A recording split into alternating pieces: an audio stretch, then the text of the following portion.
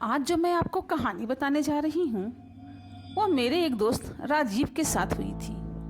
उसकी यह घटना उसने मुझे बताई तो मैंने सोचा कि आप तक मैं इस कहानी को पहुँचाऊँ। तो उसी के शब्दों में मैं उसकी वो कहानी को आपसे बता रही हूँ। राजीव ने बताया कि उसके कस्बे में एक भूतहा अस्पताल है। सारे कस्बे के लोग इस अस्पताल को भूतहा अस्पताल कहते हैं। इस अस्पताल का असली नाम विक्टोरिया अस्पताल है।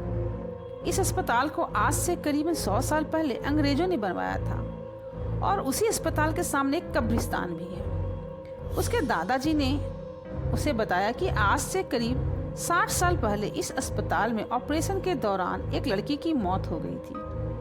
तब से ही उस लड़की की आत्मा उस अस्पताल में भटकती रहती है। रात ढलने के बाद कोई भी इंसान उस रास्ते से नहीं गुजरता क्योंकि उस लड़की की आत्मा राहगीरों को बहुत परेशान करती है। हालांकि मैं दादाजी की बताई गई इस भूतहा कहानियों पर ज़्यादा विश्वास नहीं करता था। एक रात मैं अपने 2 दोस्तों मनोज और आकाश के साथ रात को बाइक पर घूम रहा था। तभी मेरे एक दोस्त ने मुझे विक्टोरिया अस्पताल वाले रास्ते से चलने को कहा। हम में से कोई भी ज़्यादा भूत प्रेतों पर विश्वास नहीं करता था, तो हमने उस रास्ते से जाने का पक्का मन बना लिया। लेकिन उसमें रात के 10 बज चुके थे।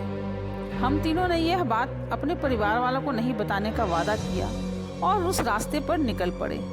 जैसे ही हम उस रास्ते से निकले, रास्ते पर रेत होने की वजह से हमारी बाइक फिसल गई और हम तीनों धड़ाम से बाइक से दूर गिर गए। नीमत थी कि हम लोगों को कोई भी चोट नहीं आई थी। बाइक चला रहा मेरा दोस्त मनोज ने बोला कि उसका बैलेंस तो बराबर था, फिर यह बाइक कैसे फिसल गई। हालांकि वह थोड़ा अब डर गया था। तो मेरे दूसरे मित्र आकाश ने बाइक चलाने को कहा। अब हम आकाश को बाइक चलाने के लिए बोले और बाइक चला रहा था। अभी हम 1 किलोमीटर ही चले थे कि अचानक ही हमारी गाड़ी का टायर पंचर हो गया और गाड़ी की तेज स्पीड होने से गाड़ी इस बार फिर पिछली बार से भी दूर तक फिसलती चली गई। इस बार हमें कोहनियों और घुटनों पर थोड़ी चोट आई थी।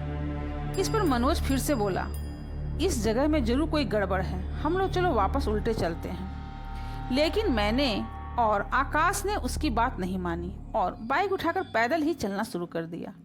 अभी हम थोड़े ही दूर चले थे कि अचानक किसी लड़की के चीखने की आवाज़ें सुनाई दी। यह सुनकर हम रुक गए और आकाश बोला, यार तुम लोगों को चीखने की आवाज़ सुनाई दी क्या? हमने उसकी बातों को अनसुना कर कहा, कोई जानवर की आवाज़ होगी। लेकिन फिर से 5 मिनट चलने के बाद वही चीख सुनाई दी। इस बार तो हम दोनों को भी थोड़ा थोड़ा डर लगने लगा। हम तीनों ने वापस चलने के बारे में सोचा ही था, लेकिन हम रास्ते के बीच में आ चुके थे।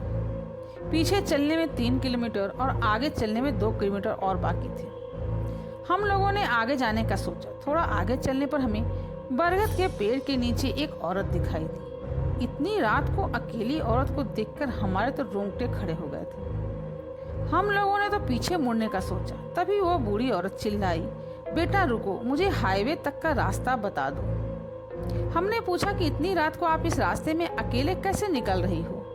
तो उस बुढ़िया ने कहा कि मैं पड़ोस के गांव की रहने वाली हूँ और मेरे पास पैसे नहीं है, इसलिए मैं पैदल ही निकल पड़ी। हाईवे के उस पार मेरा गांव है। हम लोगों ने उस बुढ़िया की बात पर विश्वास कर लिया और आगे निकल पड़े। रास्ते में वो बुढ़िया हमसे सारी बातें पूछने लगी। बुढ़िया हम तीनों के पीछे पीछे चल रही थी। हम तीनों दोस्त अब अपनी बातें कर रहे थे। तभी आकाश बोला कि लो माँ जी, आपका रास्ता आ गया।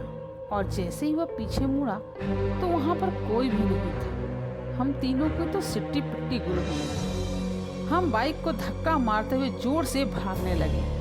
भागते आखिर आकाश ठोकर खाकर गिर पड़ा और हमने जोर से चीखें सुनाई। हम भी बाइक को वहीं पटक कर आकाश के साथ दौड़ने लगे और अस्पताल के पास कब्रिस्तान तक पहुंचे। यह सब घटनाएं होते होते 12 बज चुके थे। हम पसीने से तरबतर हो गए थे। कब्रिस्तान पार कर एक मंदिर में रुक गए क्योंकि अगर बिना बाइक के घर जाते तो हमें जूते पड़ते।